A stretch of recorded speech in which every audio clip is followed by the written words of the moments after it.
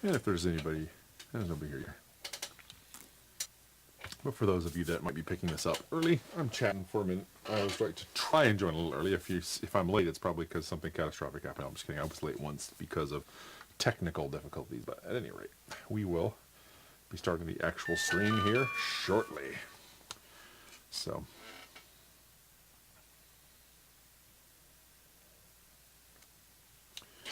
dang, my phone's about to die. I think I might grab a charger. So I will be right back in 1 minute.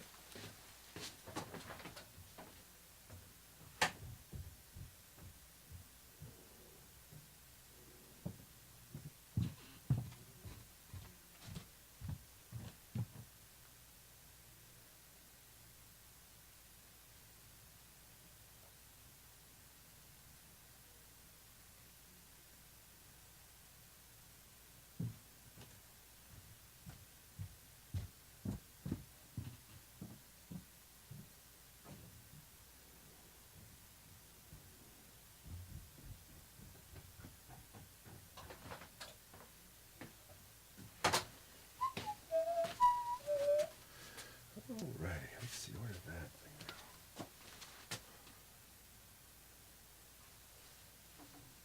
go? Looks like I've got a person on. So hello. I'm just I had to grab a charging cable because my phone's about dead. And unluckily, I am on call today. So just in case the call starts ringing, I got my phone have a charge. So while I'm getting this going, I will hook my phone up and let it charge up. Hopefully, you're having a great day. I am. All right. Just going to give it a few more minutes to see if we get a few more people that join at the hour, and then we will start. But welcome.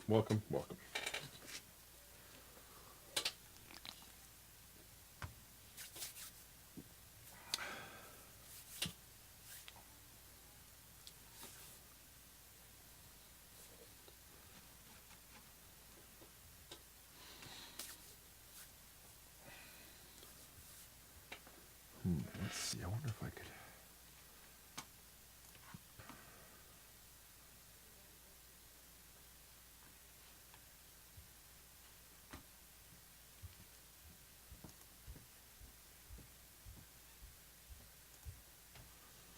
Alright, I think I might. Hello. I see somebody else has joined. Let me just quickly see if I can... I might try and do a post to Facebook. So for those of you who are here right now,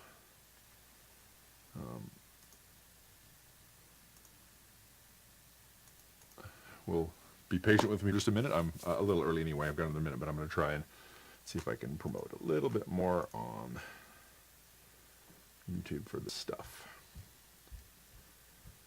Or I mean on Facebook, so people will come on over. So, but I do welcome you guys that are here, and I will be starting here in just a minute. Let me just type this out.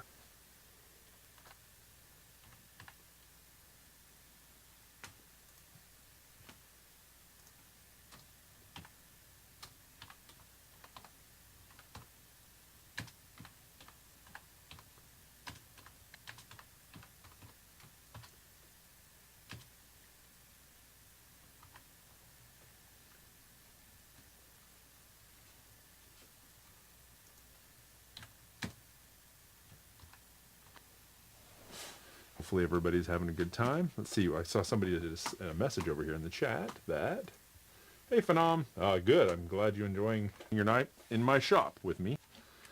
We will get going here in just a moment. I'm just trying to attract more audience. Shamelessly shilling myself off to the people on Facebook.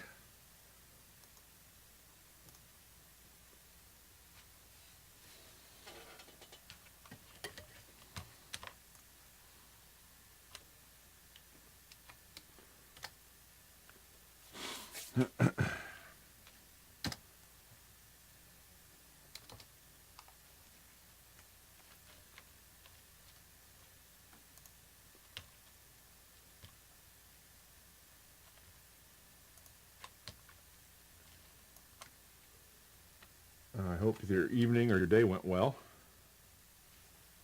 Mine was a good one. Not too busy at work. All right, so let's see.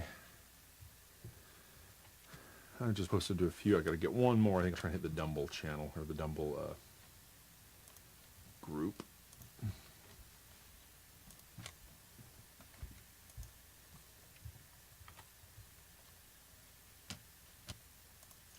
All right, so let me get this back over here. I've got a couple viewers. Cool. All right, so it is now after, so I'm going to go ahead and get started. So tonight, I will, let's see, I'm going to go remove my starting soon message. All right, so as you can see today, I've got a little bit of stuff here. The order of things that I'd mentioned before has shown up. I found that my power resistors, these guys, and the screen resistors were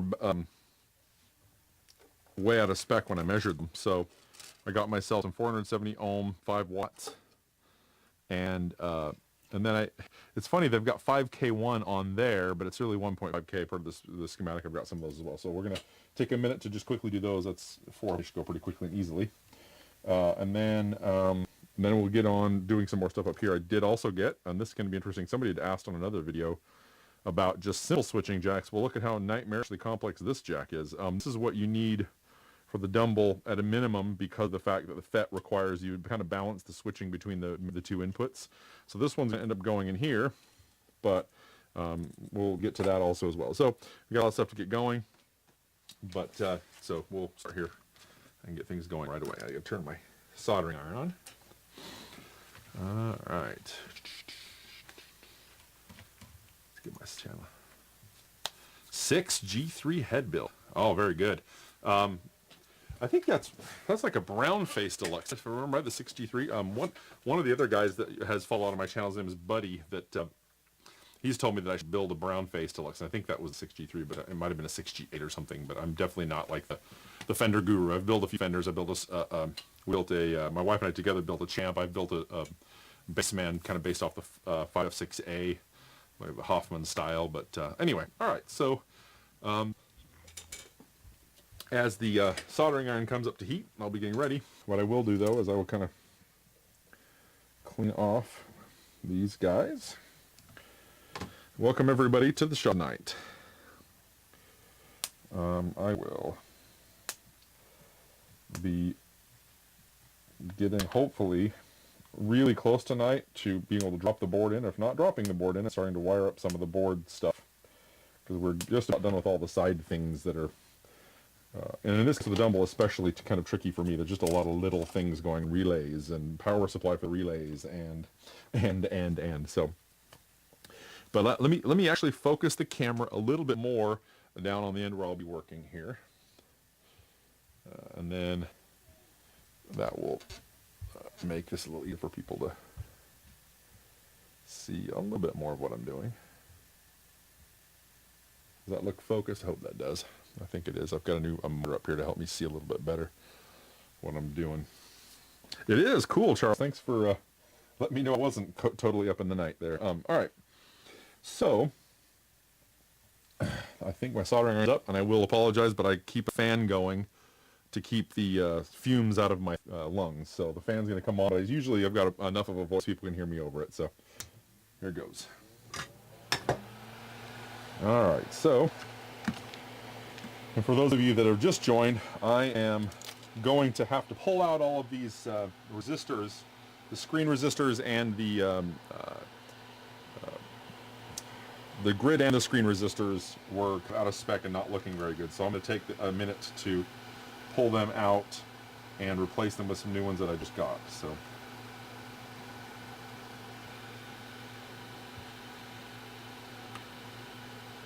That's what I'm starting with tonight.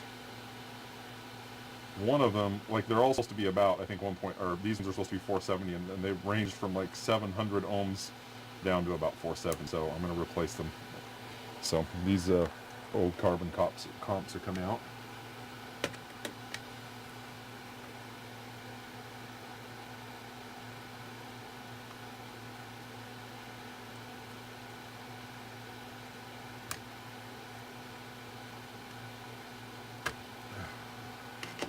And then I will get them back in.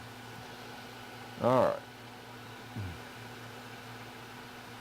Ah, dang it. That was what I didn't want to do. I just touched on the heater wire a little bit trying to get in here. This is always fun and really cramped space, not messing up things like that. So I might end up having to do there just to not have a black mark on that heater wire is desolder it quickly and resolder. Man, it sounds like somebody's a tank walking upstairs. My daughter's got some friends over. Somebody's big up there. All right.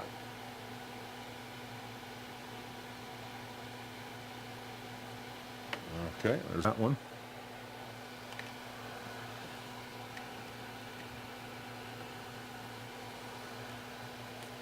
All right.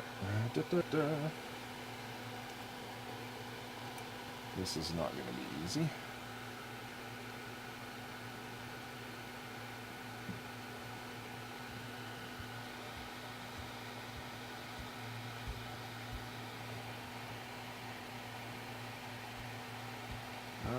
So how's everybody's day going? Anybody have anything exciting happen today?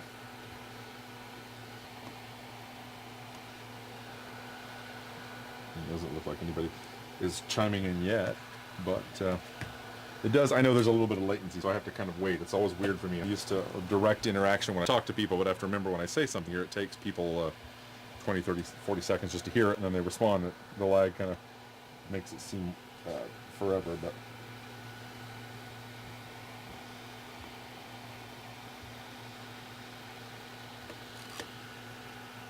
Alright. This is definitely not going to be easy. Got a lot of very tight space and very little room to get in here and do this.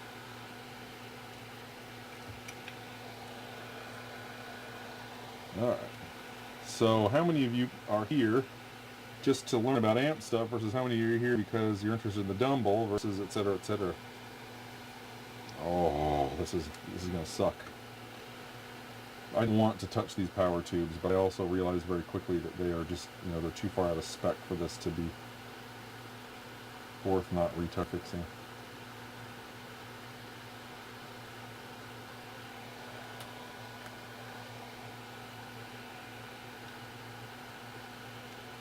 So one of the things I'm going to do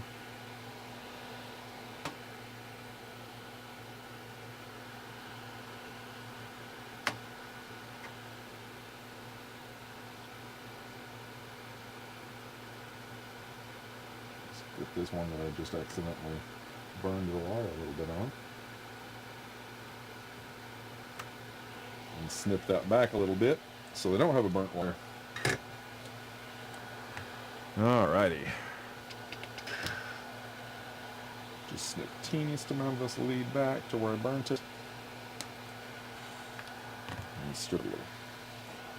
So yeah, the process today, possibly not the most exciting. I hope that you guys are not bored out of your minds, but it's mostly about last steps before we get to the board, which is the more interesting stuff, I think. So please bear with me. Alright, let's see.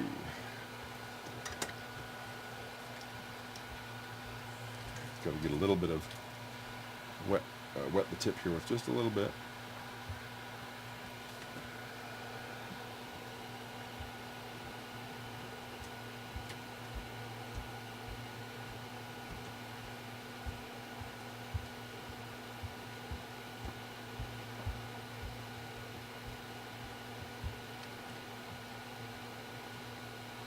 I got somebody upstairs. I don't know if you guys can hear that, but it sounds like one of my daughter's friends weighs about 500 pounds, stomping around up in the house.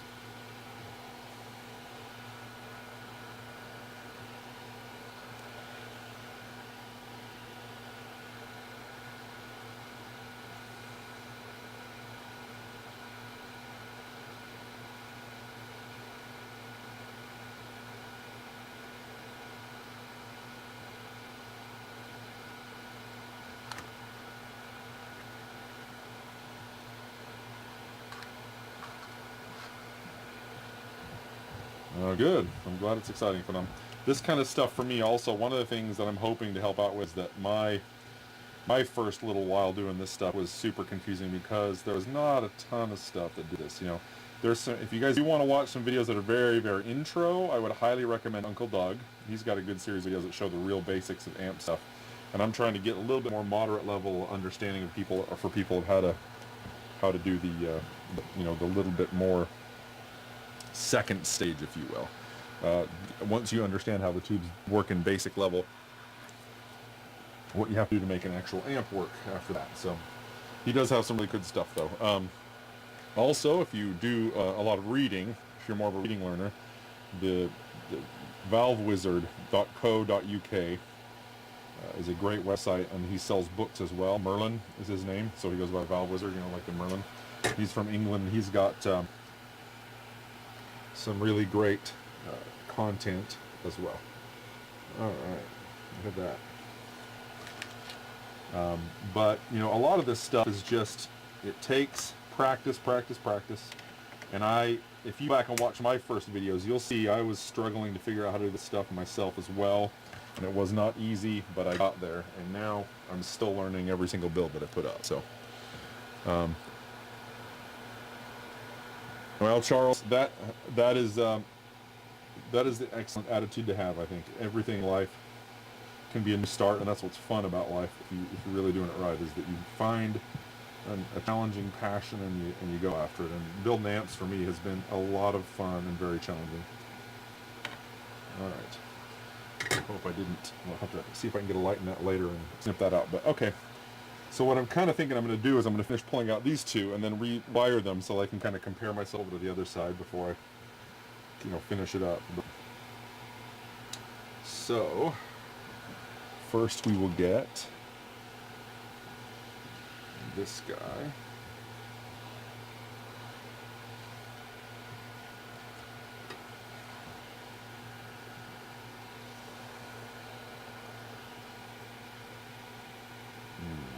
This is going to be tricky too. This is one of the also that for me is quite fun.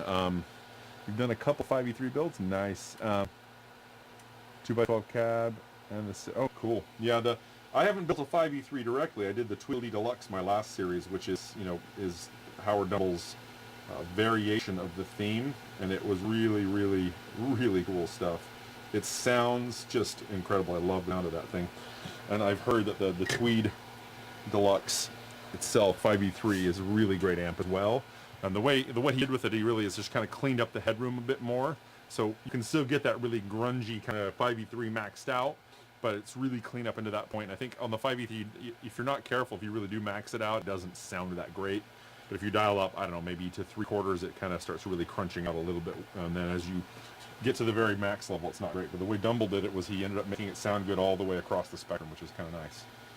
So, all right, let me get this one in here.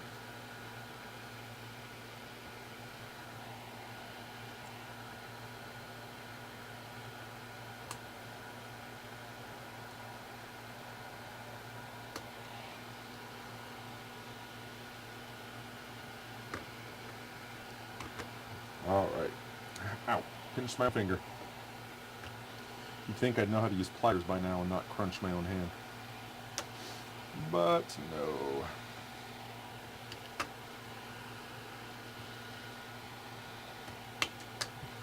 All right. Oh, you know what I just did that wasn't very smart? I think I'm going to put the smaller resistor on the bottom first because it goes across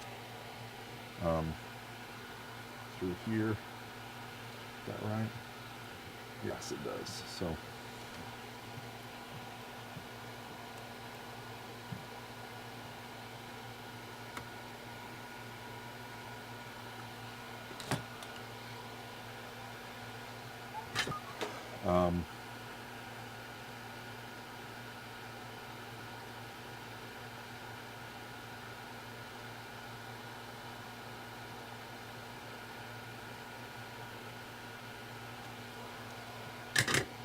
man, I'm going to look forward to being done with this. This is definitely some of the tedious part of this guy. All right. Oh, you watched me doing the Tweedledee Deluxe? Well, cool. Thank you. It was a lot of fun doing it. And I've also, my recording techniques, you know, it's funny, I've been doing audio recording from home in bands for ages, but I never got amazing at it. And really, one of the things that has been frustrating for me has been trying to get the sounds that I'm hearing in the room coming through to the guys on the screen watching me in a way that's, you know, that's sufferable, you know, if you will. And I have a buddy that I work with that actually, before he came to work with us, where we're at now, was an audio engineer in LA for a lot of years, working with the greats. So he came over to my place and said, hey, this is how you do this stuff. And so I've gotten some tips, and hopefully I learned something from those, and my recordings will show for the, you know, the better out of that.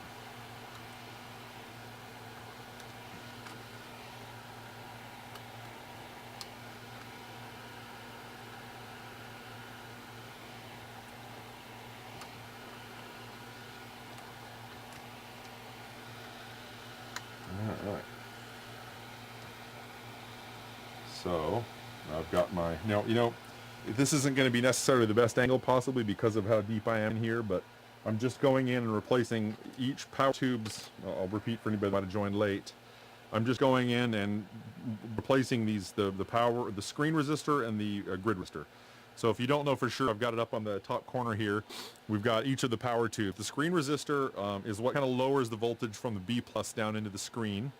And then the grid resistor is what's when the signal's coming in. It just kind of helps suppress a little bit of some of the things like transient spikes, I think, and whatnot. But it's, I'm trying to remember, there's an exacting purpose for it now. It's totally escaping me. Maybe somebody on the channel will remind me, but it kind of helps control input into the tube from the previous stage. Do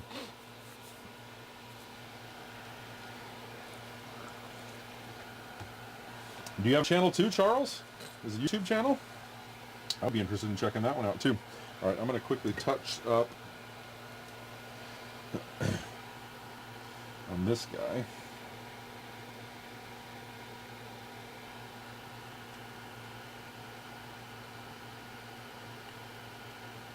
I'm like having to do like operator surgery here. I've got my,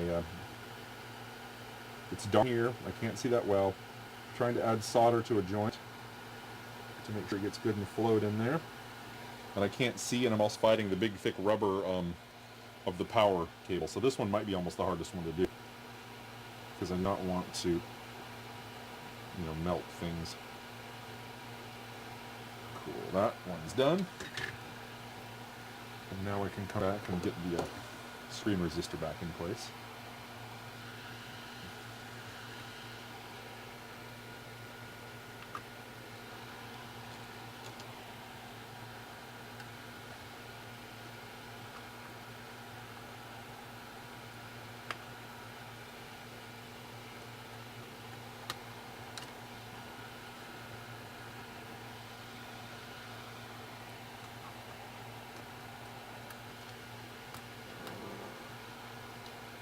I'm surprised. To me, like, it's weird. It's funny because I actually like watching this stuff myself, but it also seems surprising to me that other people would want to watch it. But I'll sit and watch.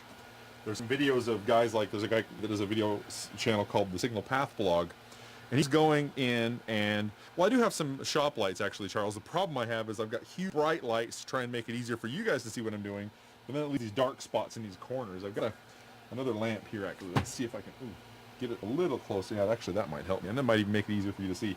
But yeah, that's definitely something I try to battle all the time, is balancing out whether the lights will be good for you guys to see, or whether it will be things for me to see, and it's kind of, I want to do a little bit of both. But anyway, back to what I was saying about the Signal Path blog is that he does these really detailed fixes for very complicated devices that I don't fully understand everything that's going on, and I still just love watching, go in and troubleshoot and solder and fix all that stuff. And so obviously if I like it, there's other people that like it. It just seems weird to me. But yeah, this is one of the LED lights I've got, and I'll kind of move it a little so it might show some light changing. I don't know, I'm trying to, but I do have some lights. It's just aiming them is part of the problem. Alright, so that tube is now done, and that chewed up a whole 20 minutes of my time, so I apologize for that, but you know, that's kind of the point of the live stream, is that people that want to watch this stuff will probably actually enjoy it, so I shouldn't apologize, but hopefully it's entertaining. As entertaining for you as this kind of stuff has always been to me. And please, that's part of why I like the live stream idea, is I got the chat window open. I'm watching it and monitoring. If you have any questions of any kind, let me know, and I will definitely do my best to help. And I think also each other, you guys can talk to each other and answer each other's questions if I don't notice them. But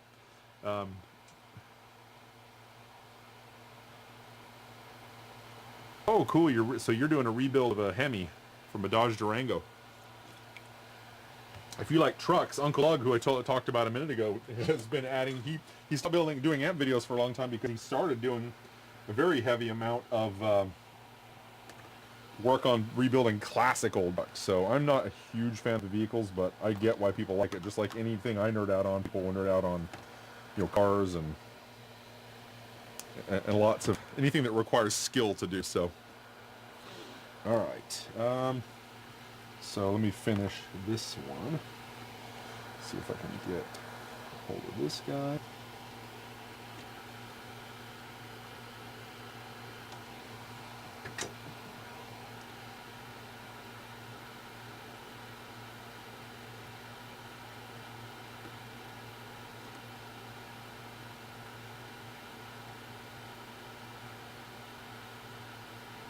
Oh.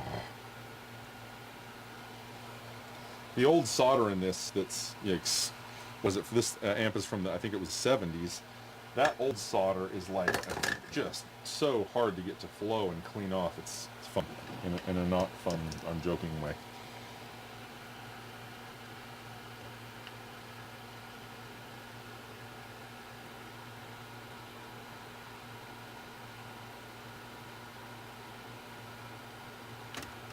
Oh, fine. All right. Interesting. Also, this must be some kind of snub or earth protection caps that they put on these guys that aren't on the original schematic and aren't needed for what I'm doing. So I'll try and remove those also.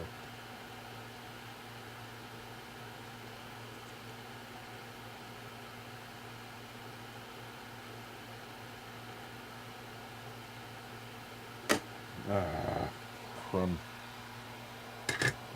scum bucket. I'll just do this.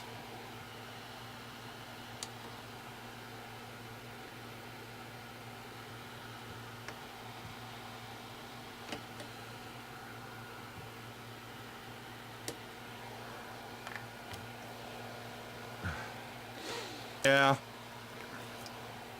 It's actually a good idea. I've got a flux pen sitting around here somewhere. Where's it hiding at right now? There it is. That's probably not a bad idea. Alright. I do need to clean out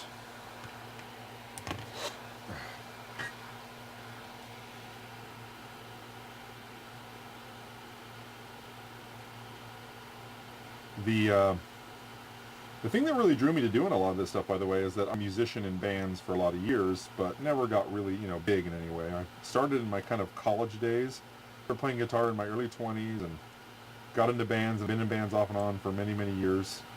And eventually, I always couldn't afford the nicer, expensive amps that I saw all the stars tend to play, these fancy things. I didn't even know back then about a Dumble or a Trainwreck or anything, but I just knew I love Voxes, and I wanted to get an AC30, but a real good one from back in the day, and they're just so expensive. And I started thinking, I wonder how much it would cost me to build an amp instead of using, these not so great built Korg ones that are the new reissues. They're not horrible, but they're built down to a kind of a price, so they don't have the quality that the old 60s amps used to have. So that's what I did, is I built an AC30, and it came out great, and I loved it. So that started the bug, though, and I couldn't stop after that. All right.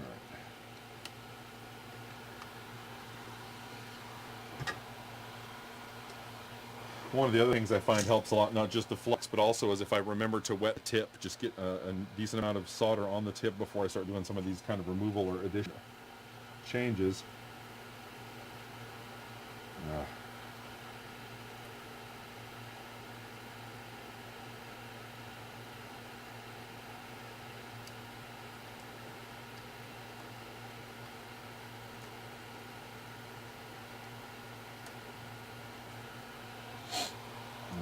That's in there. Okie dokie. So part of what I was doing this tonight was out of curiosity to see if I get a slightly, more people available in the evenings on the weekday than on the weekends when I do it. And it looks like so far it's been pretty much the same. So I was just kind of curious. I may or may not do it more still on Thursday nights. We'll see. But I still plan on, I'm going to kind of keep trying this live stream thing for a while. It was similar for me with doing just these videos. At first I had very few people watching, but as I'd done, maybe 40 or 50 videos, it just started slowly climbing and people watching. So hopefully this kind of does something similar and grows kind of organically that way. I had some great suggestions from them that I'm going to try and do to also do things like get some affiliate links for you guys if you see things I'm using and stuff that I like and you're curious about getting them. If you use those affiliate links, it would end up basically helping me a little bit too to grow the channel. So that's something else. Phenom had some great ideas for me, so I appreciate those.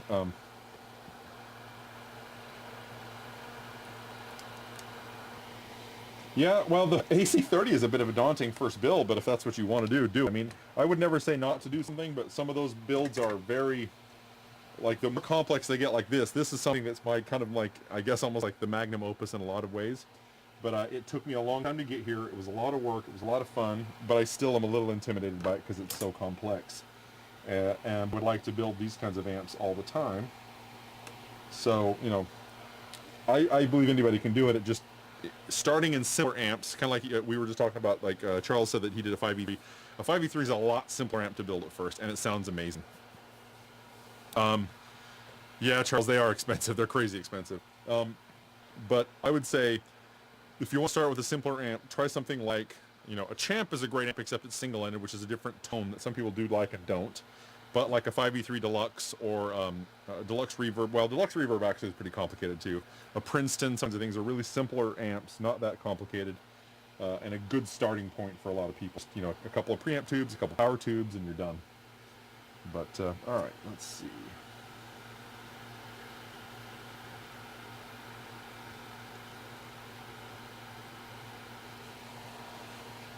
Alright. Actually, let me get some solder on this again.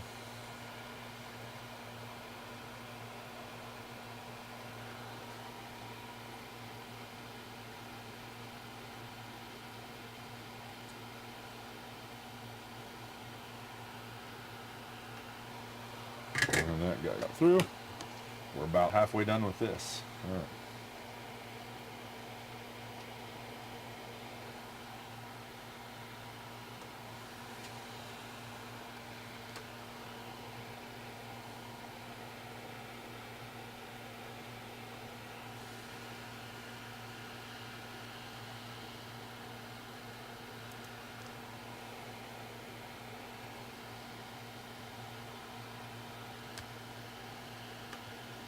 Oh, gosh dang it.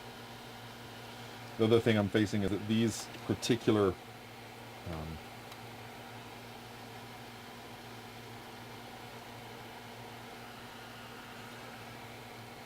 we go.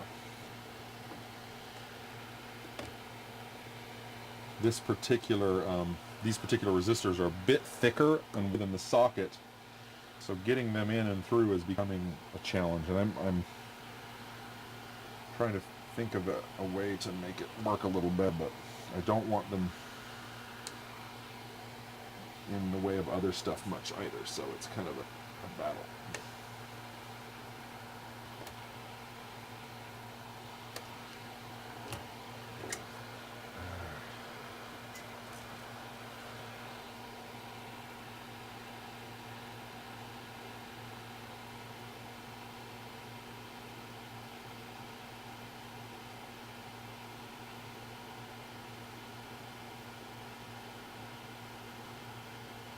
There we go.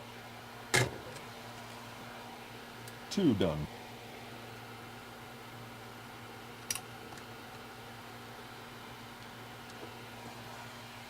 And now again to remove a few.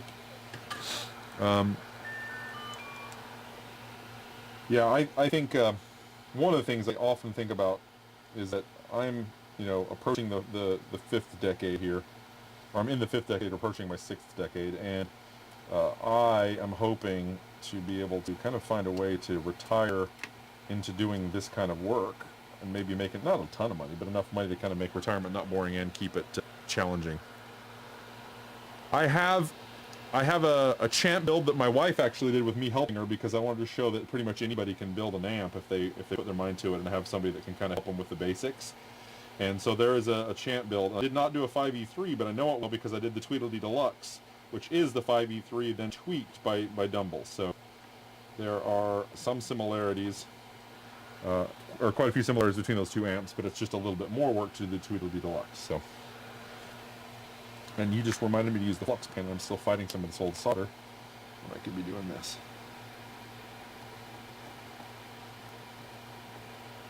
Come on, I hope this flux pen isn't dead on me. Oh, there it goes. Getting a bit beat up though.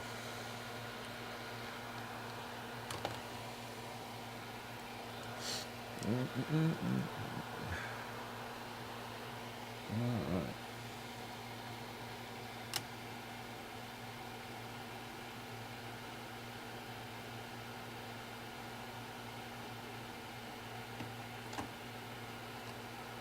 Well, that worked quite a bit better.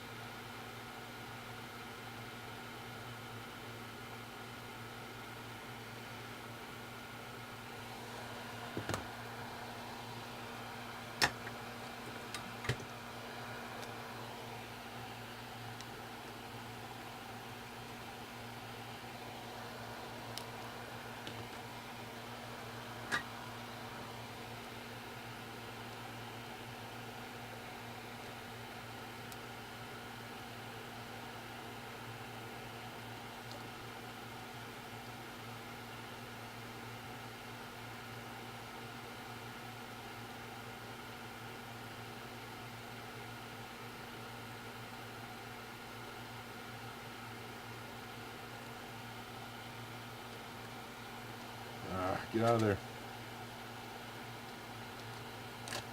There we go.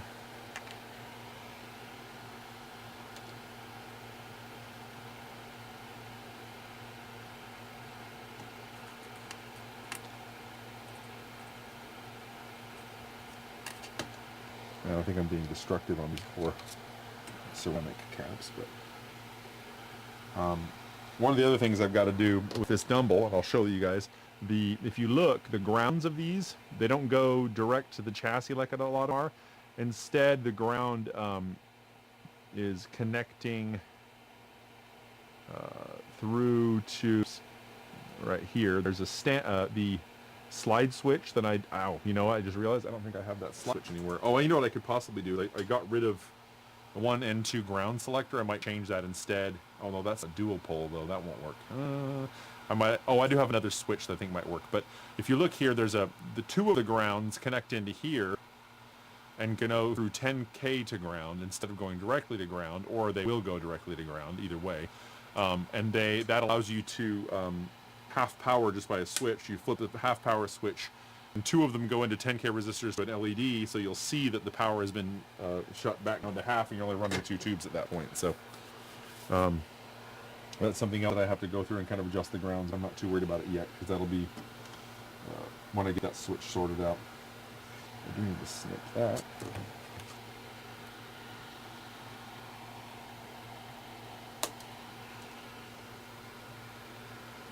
Alright, let's get this guy in there. On number 3, working our way through it.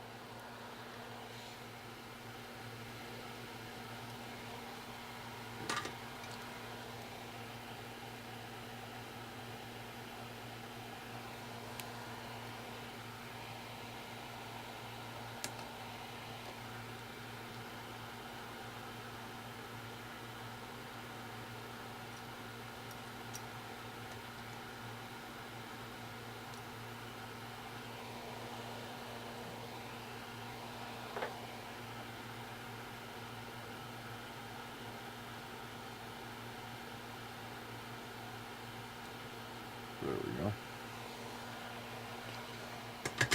You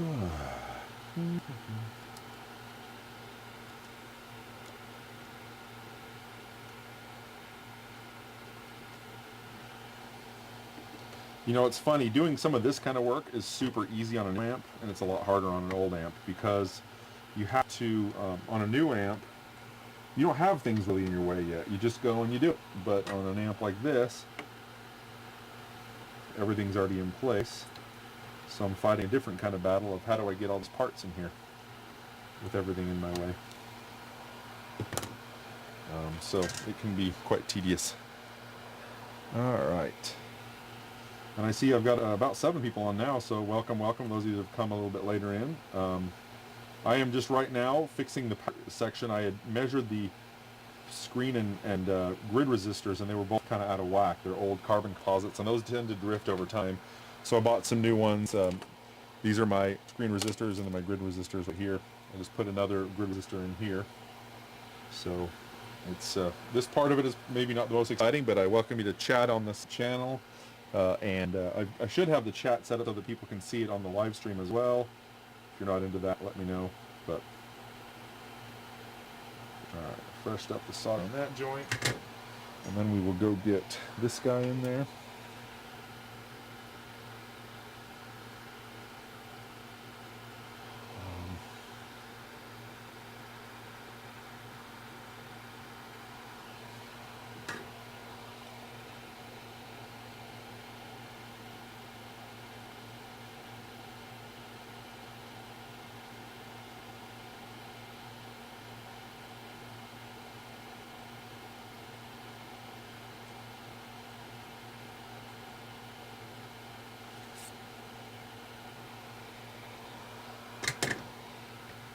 Actually, one of the things I might want to go back and do, I don't think I did, well, I'll let that harden, is that I did push these through, but I didn't actually clean them really well. So let me clean that. Some of the best soldering tips I've ever had was watching videos by EEV blog. Dave Jones does some great stuff on soldering. But basically, you want to, if you replace a joint, you should always go back and touch it up again if you know you've moved it, because you'll create dry soldered joints that end up looking like crap and performing like crap. So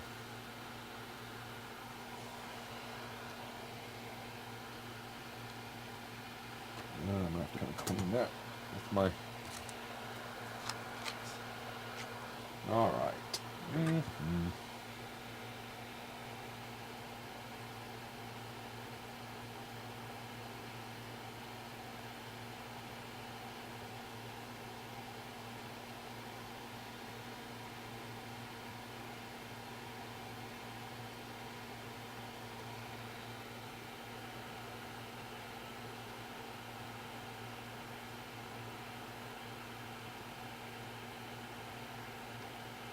Oh, come on.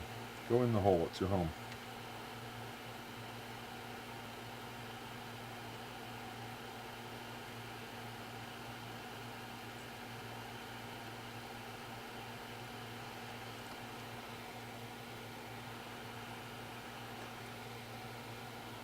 I'm trying to clean out this hole, and this stuff, the solder wick, is just kind of like fighting me more than anything. I can't get it to stay in the spot where I want to get the solder out.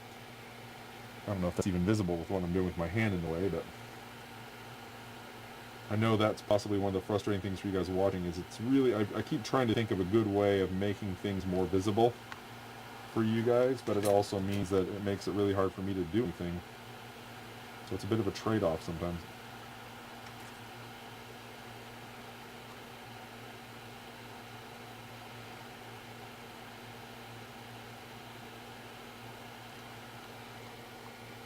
For the love of all that is holy, would you please clean alcohol?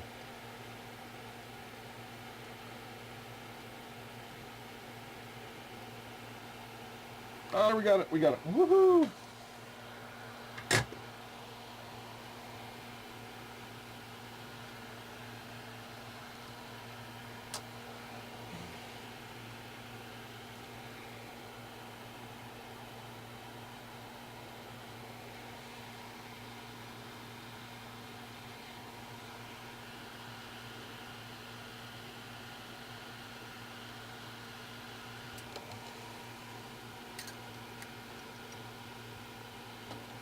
go. And pretty soon we'll be out of the boring stuff here, I promise. There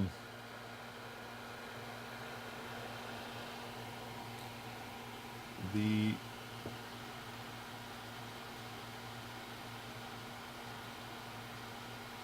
go.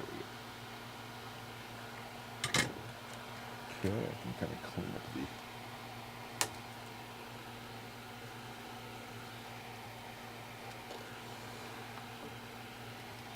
Cut my excess leads off. If you guys watched the video I posted up last night and kind of linked out today, one of the things I did when I was hooking up the foot switch parts is I accidentally snipped through something that was supposed to be a jumper, so I had to re-jumper it. It was fun. So, alright, let's see. Last one left. And the other thing that's a bit of a bummer that I'm going to have to figure out, this last one, I also accidentally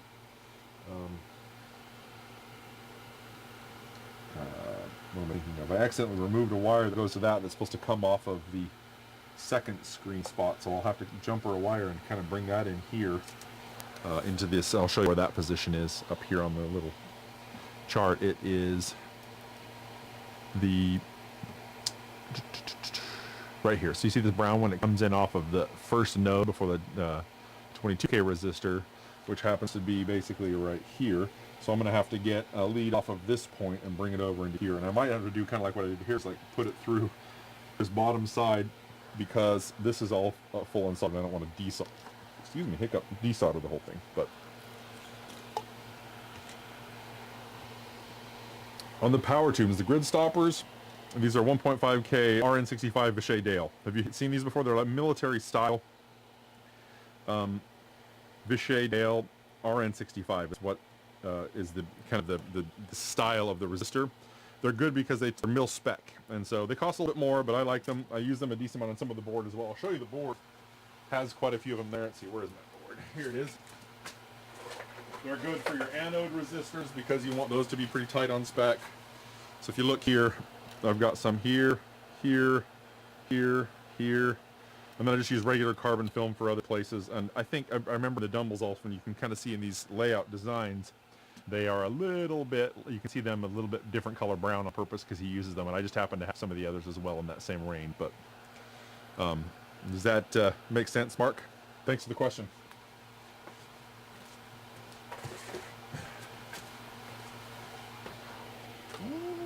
Okay, you get this last guy out. And I do apologize for those of you if my responses are a little slow. Just give me patience. There's kind of lag on the chat, or from the chat. When you guys talk to me, it's probably a good 30 to 40 seconds before it shows up from what I say it. So I might take another 15 seconds to notice your chat, which I think is pretty much instant, but then me responding is due to the lag of the video. I see it pretty quickly, but I respond maybe a little slow, and you get it a little slow.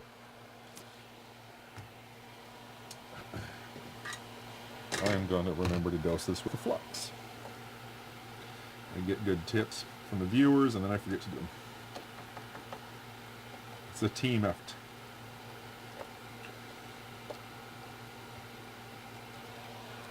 All right. Actually, all of them are carbon film, but not carbon composite. All those brown type ones are almost always carbon film. This is carbon composite, and those ones tend to be, some people really swear by them. I don't know. They tend to be higher in noise, though, so especially for like an overdrive special like this where you want a drive channel, I think they tend to add a little too much noise.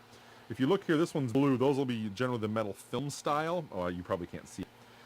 Those are my 22 meg for the preamp boost. But if you look right here, that is the 22 meg. That blue resistors are the ones that are the metal film, which are the cleanest sounding, but then they also make it really, really bright. I think, like you said, really harsh almost. So Phenom, I think I'd have to look into. I think there's a way for me to just tell YouTube to try and close caption them, but if not, I'd have to sit and spend hours manually typing them all out after the fact, and I don't know how that works on live. I'll check and see if there's a way for me to enable that, because I definitely wouldn't mind having that set up. So I'll see if I can look into doing closed captioning. Does that make sense though, Mark, or are you talking about something a little different? I'm talking about the different kind of resistors. I'm definitely up to learning more too. I could be misunderstanding the whole time exactly is best to use for these, and I'd be happy to check that out.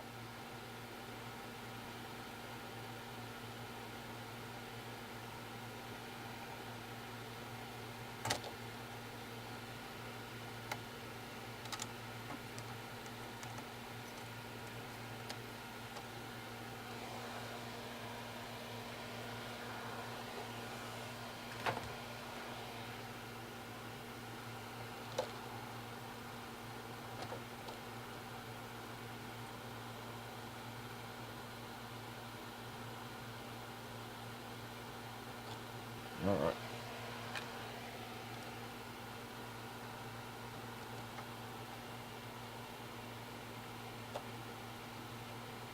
Well, one of the suggestions my wife gave me, by the way, is I have a bench piece up here above me that you can't see, but my arm's pointing here. I might try and mount and drill a camera mount on that, because then I can pull it down over the top, right over the top of things a little bit better. Because part of what I'm doing is setting a tripod way high and up above me to get a good angle down, but it's not a perfect angle down. And I think that might help you guys see a little bit better, because that is definitely one of my goals is to make this also more visible for you guys. All right. So one of the things I need to do now is get in this particular one here, and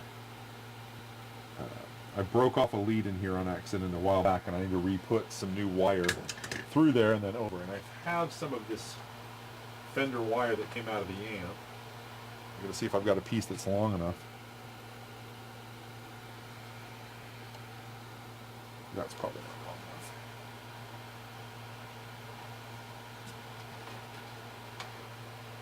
So at least that part looks pretty consistent.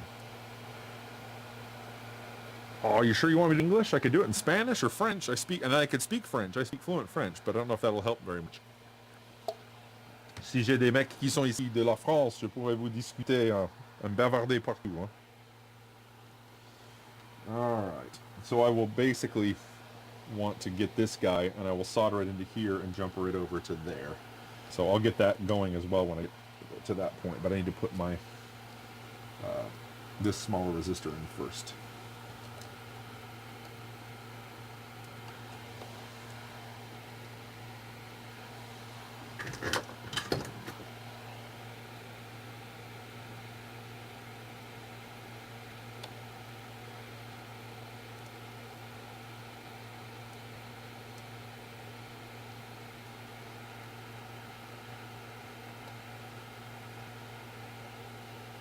Come on.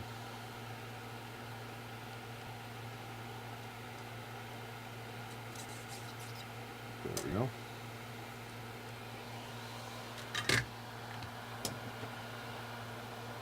Am I going to secure the filter cap? So they are locked down right now on this, and they can't move here. But this side, you're right, is flappy. But what I will do is I have silicone, and I will put some silicone blobs underneath these, so they will be locked and not move. These ones are little tiny ones, are pretty solid, but I'm still also going to put a blob of silicone underneath them, so they can't move. One of the problems I had, and I don't like the way this looks, but I did not have, because the output transformer is right underneath this here, I didn't want to remove the output transformer completely just to be able to drill holes to set a board here. So I had to just use an existing kind of from the old Fender board to put my turret strip here, or not turret, but my terminal strip here to mount these pieces and come across. So yeah, it's less than perfect, but that's what I'm planning on doing, is just making sure I use some silicone underneath these guys to stabilize the back end so that they're not going to flap in the breeze once this thing starts moving around. And I'm getting a little bit of... All right. Man, that guy. That's what I was going to do.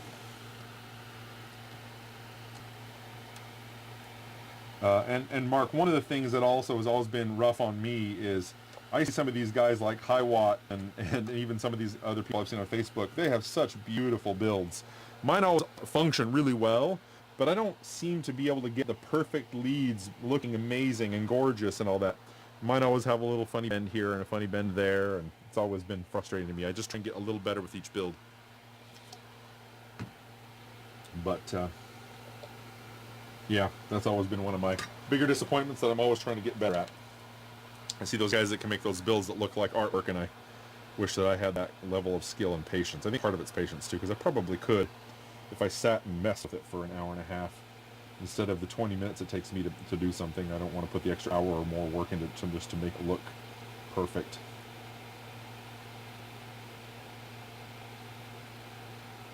All right. And I'm almost done here. This is the last one. So what I really need to do actually before I do this last guy is I need to kind of clean that last one out.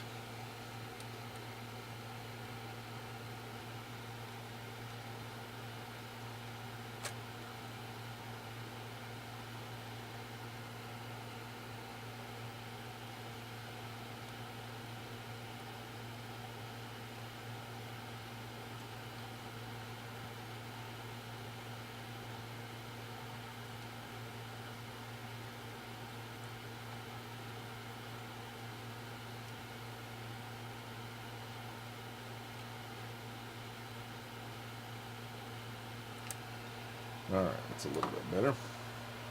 So what I want to do is get this. Well, actually, I might push this guy through first.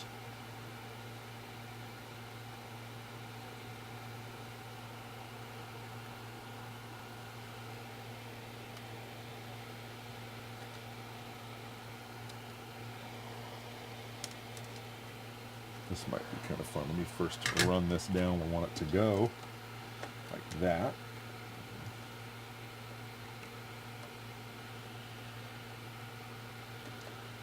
Oh boy, this is going to be interesting actually.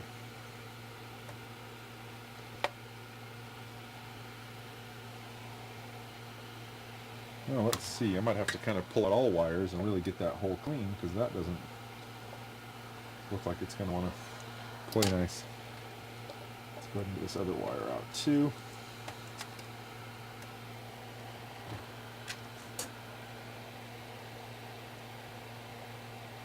Oh, hey Charlie, I know you. Oh, glad to have you here. Yeah, I'm glad you also told me about the snubber caps. I gotta try and remember to order those, but I just finished an order after you told me about that. But I'm prepping for another build. I'm gonna do so hopefully you guys are getting the sneak peek on this, but I'm gonna build next. It's kind of gonna be a Vox. I did post the schematic of this on the Amp Garage, but I'm going to build a Vox overdrive special kind of. It'll have similar switching and an overdrive channel, but it's going to have an AC30 style topology, input and output, and it's going to have two channels. One's going to be the EF86 channel that's so loved by many people, and the other one is going to be the top boost channel. So those are two of the almost preferred, most favorite channels, but I don't think they've ever been in an amp before. They always, you had the old normal channel, the EF86 one was in the AC50 and AC30 from the 60s, and they stopped using it.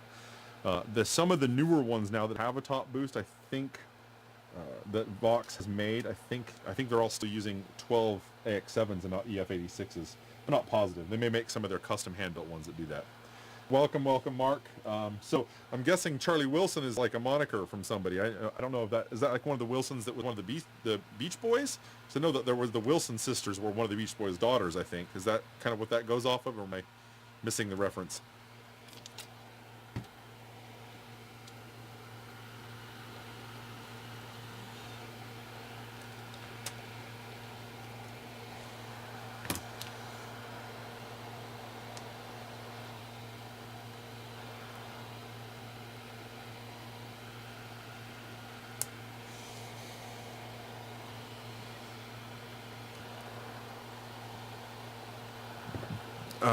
To my new, yeah. One of the things I'm also thinking of doing is, again, this is me trying to monetize a little bit of the work I'm doing, but there's a thing called Patreon, and Patreon is kind of a site where people can be patrons of your work and just, they might pitch in $1 a month or maybe just $5 of their cash.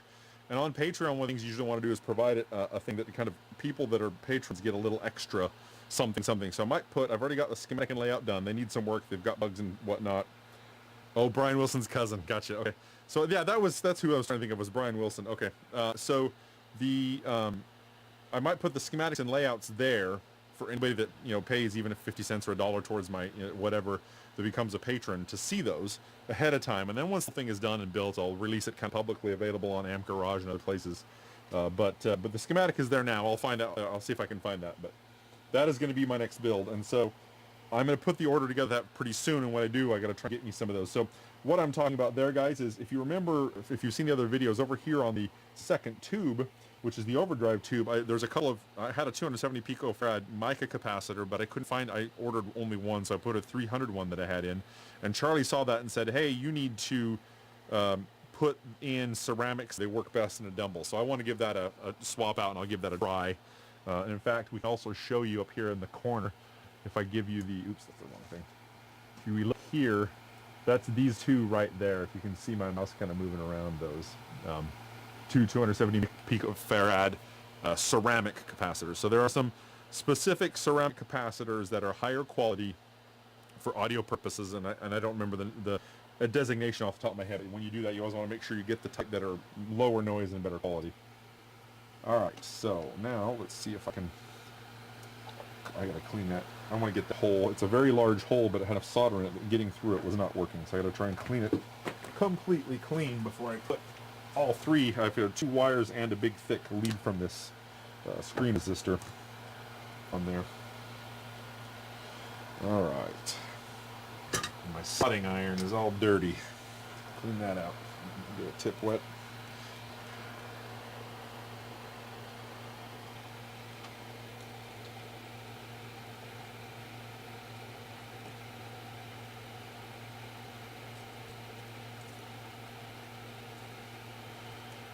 By the way, I'll mention a lot of you guys, if you're not known of the Amp Garage and you find out about it through me, I will say the Amp Garage is a great place, but it is focused a little bit more on the advanced building stuff, especially the Dumbles and train wrecks. So by all means go there, check stuff out, learn from it, but I would not necessarily, I'm not discouraging people from doing anything, but I would try not to go there with the deeper questions too soon, because it's more of the advanced building. But I try and help as much as I can, but I can't be there all the time, and there's a couple others that are really good at it. But I'd say one of the best forums I've seen for kind of early level amp building help is the Hoffman forums, el34world.com.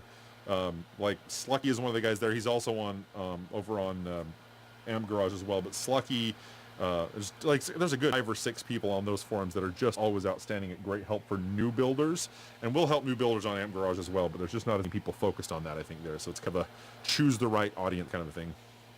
Ceramite, that's what it is. Okay, kind of expensive. Okay. Thank you. Ceramite is the ones I was trying to think of. By the way, this is going to be my grounding bus. I got this one from EL34 World. I bought some electrical fence wire that they use on farms, and I just scrub it with a sandpaper to kind of get the corrosion off of it. I think it's aluminum, if I remember right. But then I will put that in here, bring it down to the other end over here with my volume, and then I can solder anything else to it, and then I'll connect from the volume off to that grounding point. But that keeps getting in my way, but that's what reminded me of it. So, rambling on instead of doing work, guys. Alright, let's see now if I've got this enough to where I can fit.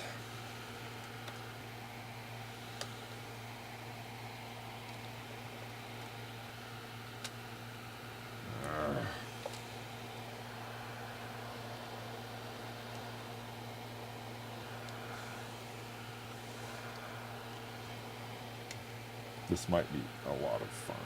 Not funny, not fun way. Let me try this one first.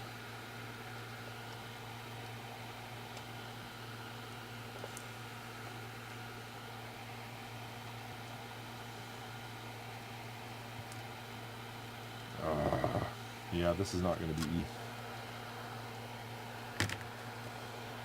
the hole isn't big enough for these big, thick shield wire. I might have to get some of mine. This is one of the things, I've heard a decent amount about people that will just swear by braided wire being better than solid core wire.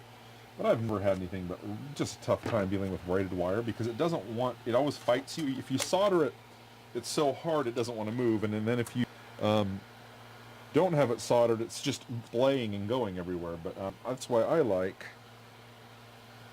some good quality thicker gauge wire. Let's just do a bit of blue. This is a 18 gauge that I have. I only need it for short distance, so I'm going to grab some of that. I am a solid core wire kind of guy. because it's so much easier for me to manipulate. And maybe that's a sign of why I also have a hard time doing my builds sometimes. But I can now just stick this guy, bend it at a nice angle that I need, and stick it through. And it also is a much thinner gauge of wire, so it won't battle me as much when I'm trying to do this. So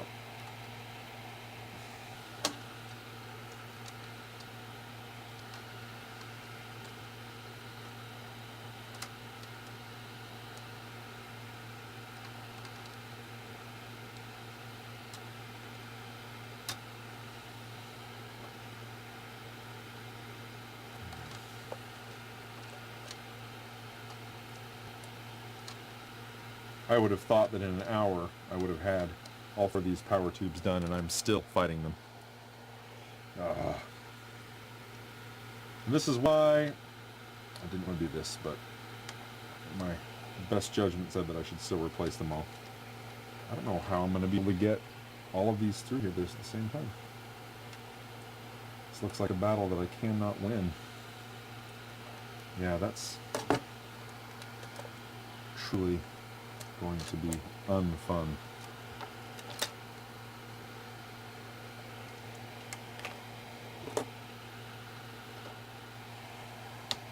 There's a specific kind of socket that I've bought before, I think from Doug Hoffman. I've seen them elsewhere, but they have 2 holes in them, you know, one on the top and one on the bottom, and you can feed something through the one and some through the other, and you don't have to fight this kind of a battle as much. But I am obviously losing this battle in a big kind of way. Yeah, the smaller wire I use everywhere is, I think, 20 is 20 or 22 gauge. And the reason I got that was because they told me for most of the amp this thinner gauge wire is perfectly fine. I do, and it's all PVC for me as well. I do think that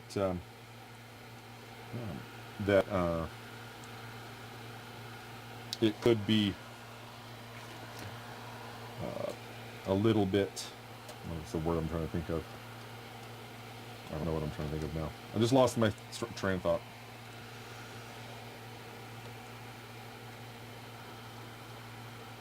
Yeah, you know what I might do is I might try and strip this back a little bit, wind together, and get one single lead off of them and then jumper them, because I'm just not going to be able to fit all these into this.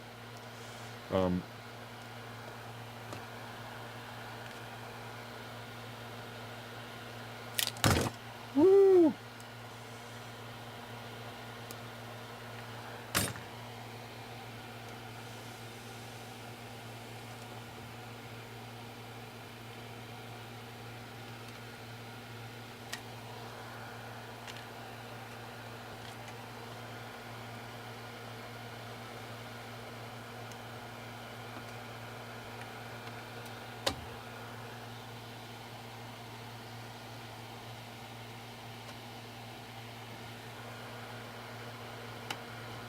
So is the Charlie Wilson joke like the Charlie Murphy thing? Or is that something completely different? Or is that like another reference of Charlie that I don't think about? You gotta tell the joke now. Come on, I've got it in my mind. I can't get it. Get off of there, you turkey. This is when wires win. This is, I should be just some ape in the forest instead of doing stuff that's technical. Ha ha, just kidding.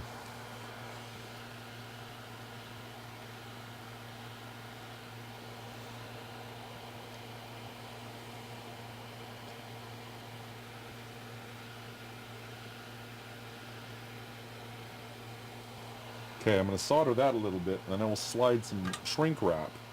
And then I'll just have a single point put those through. But it's going to work. Sometimes I leave the socket loose, soldering in wires in tight spot. Yeah, if I had the ability to have done this from a start, I usually like to do some of this wiring first when there's nothing else in the amp and in the way. It makes it way easier. And then I can not fight all these wires. So I'll put in the sockets And I'll wire the sockets up first, including this kind of stuff first, before I start putting boards and other components in. But in this case, they were already done, and I realized I need to order parts to fix what was bad with them. And so it's kind of after the fact, and fighting a battle that I'm losing. But I think I might have finally decided to win. Alright, where's my tube stuff? There's. Oh, about knocking stuff over.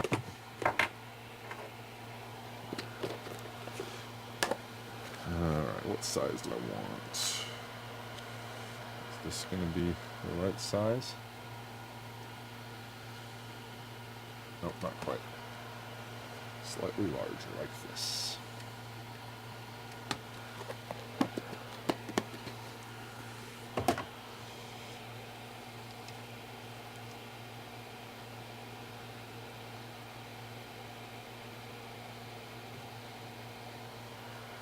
There.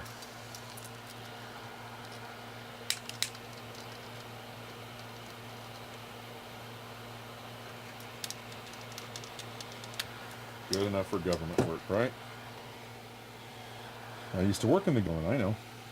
I was in the Army, so I know all about government work.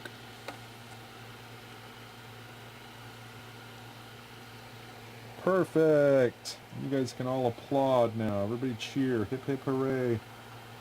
I finally got a simple thing like putting wires in the socket together. Although now, this is battling me. There we go. Let's go ahead and solder that sucker in place.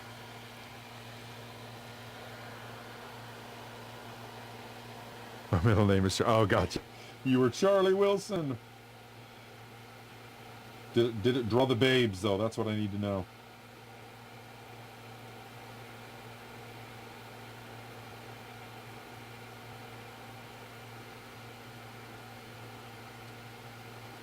I was the lead singer in my band earlier in the days, and I remember trying to say the whole being a lead singer doesn't pull in the babes any more than any other part of it. But then I realized later, many years later, that like always had a girlfriend, and my bandmates didn't always have girlfriends.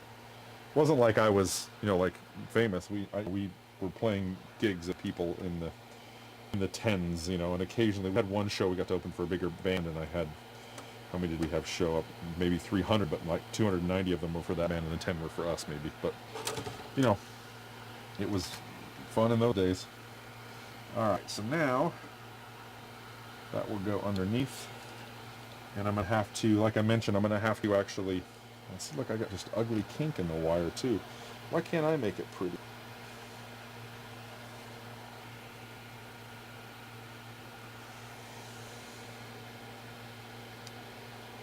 Alright, so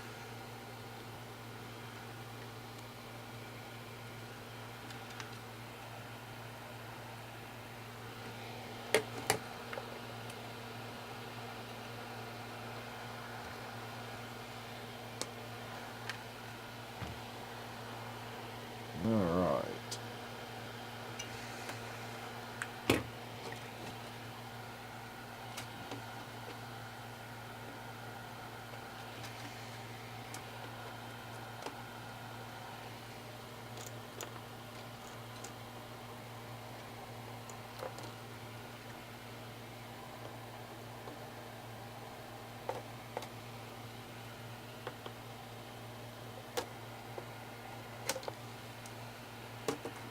And we will solder that guy in there.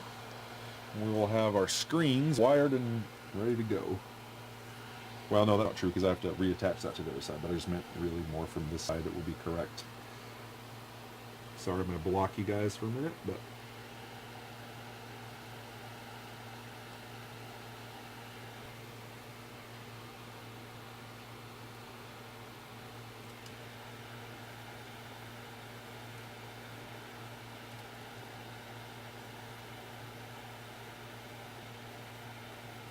there we go. That is connected in correctly. And then we'll do the last wire. And so while that's kind of cooling, one of the things I mentioned before, and I'm going to have to do, this is the, what's called, I think it was a Quick-On switch, but it's a kind of switching jack that has it has a normally open and normally closed switch connecting to both the tip and the ring, so it's a bit complex. So, but I will show you when we do this. I'm going to probably have to do it next time. There's a layout somebody from the Amp Garage I found is really good design that shows how it works. So they don't like surf music, huh? Yeah, well, you can't win them and you can't lose them, huh? All right, so that get this guy. All right. Oh, I have to kind of clean the sod off of that one too. So I'm going to probably be wrapping this up as soon as I finish this last one, because we're well past my hour already. I try to keep these to about an hour so they're not too tedious and long and boring. If I get feedback to the contrary that they're just fine, I might change that behavior, but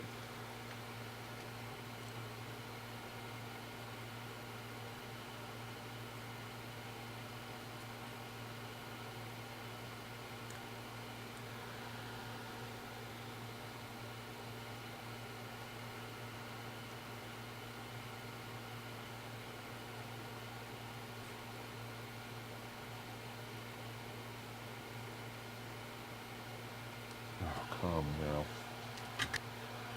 I think this was some old flux old solder wick that I found from I got at like an estate sale or something like that, and it is just being crappy. I think the flux in it may have kind of dried out, but it does work. But it's not as efficient as the new stuff I have somewhere, but I can't seem to find it right now. There we go. Oh, that's not even all the way open though.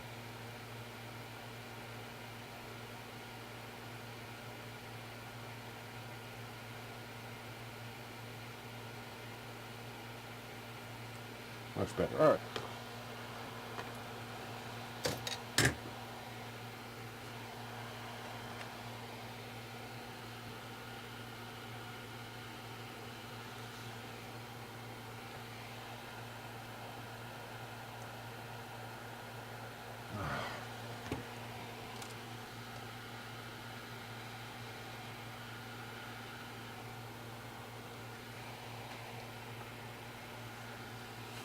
Ah, this is getting in the way.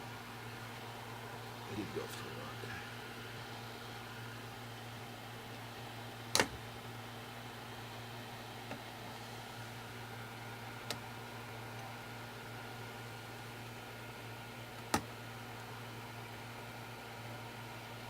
All right, perfect.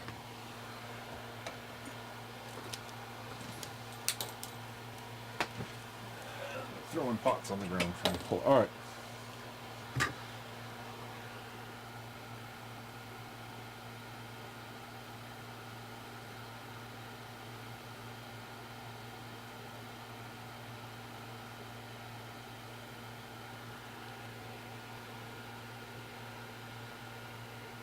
All right, looks good. Did I snip the lead off that? I did. All right. So we now have fixed all of these power tubes. They are reset, other than, as I mentioned, grounding. Faceplate plans. So faceplate plans, if I can get it working, we will do a quick pan. My faceplate plans are right here. I have a small CNC router. I still have not quite gotten working. I've been playing with it. It's been drilling into some wood. That is going to be doing my faceplates eventually if I get it working. And that's what I will use to make the faceplates for this guy. All right, so we can do a little bit more of a panned out view here. Sorry. Because at this point I'm done digging into that deep stuff there. Let me get this in focus. Looks like that's getting focused. All right, so power tube's ready. A couple things I need to still do. We'll kind of talk through it quickly. Next time around we'll be doing that. So this is the center tap for the power transformer. That's going to need to connect over here. This is the Faraday cage. I will probably connect that as well, the power transformer, to keep it clean. Then we've got grounds at several other locations. I need to kind of look at the way that the Dumble has these grounded. There's 5 different grounding points, and one of the things I've heard that you have to be most religious about is making sure the grounds are done well, because when you do a bigger gain overdrive like this type amp, it needs to have that grounding loop just eradicated. You cannot have a grounded loop at all, or just create all kinds of crappy noise. So on our next adventure, I will be hooking up the FET jack and the main power jack, hooking this last little bit of this stuff together, and then wire up anything that I need to on these pots that is a part of the that just next to each other, and then what doesn't will be what we put to the board. So the board will be dropped in place soon, and I'll just so that people can get an image of what it'll look like. This is going to be the board, and the board is going to fit right about, oh, that's upside down, right about in here. So I will be drilling hole this guy too, but it's going to set right in about there, and then we will be connecting the wires around, and once that's hooked up, we are in business. So I will try and kind of slide this guy down this way as much as possible, closest to these input jacks. But as you can see, we're getting really close to having a completed amp. I'm pretty excited about seeing how it turns out. I'll stay around here for just another minute or two to answer any final questions people might have, but I think that's all I'm going to be doing on the live stream today. So please do ask me any questions that you have. Let me know if there's anything else that you want to see on the channel. And I'm getting really close to the end of this guy. I'm pretty excited, and hopefully it will turn out okay. Actually, Charlie, since you're here, or Mark, I should say, one of the things that I think you might be able to tell me is, are these little type of switches like this? I've got some dual pole, dual throw, but they're smaller current type ones.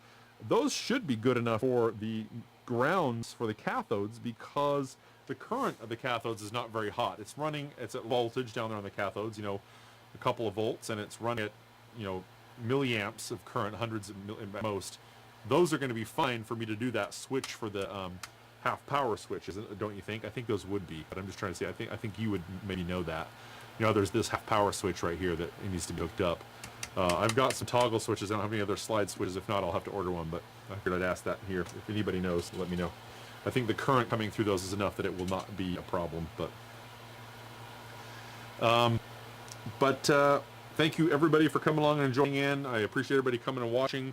Please do let me know any suggestions. I'm looking forward to them. I've got some great suggestions from Phenom or Pheno, and I've also got some great suggestions from a guy that I don't think is on here today, but Buddy Simonetta from the Facebook, or I mean on the YouTube chat, or the comments of videos.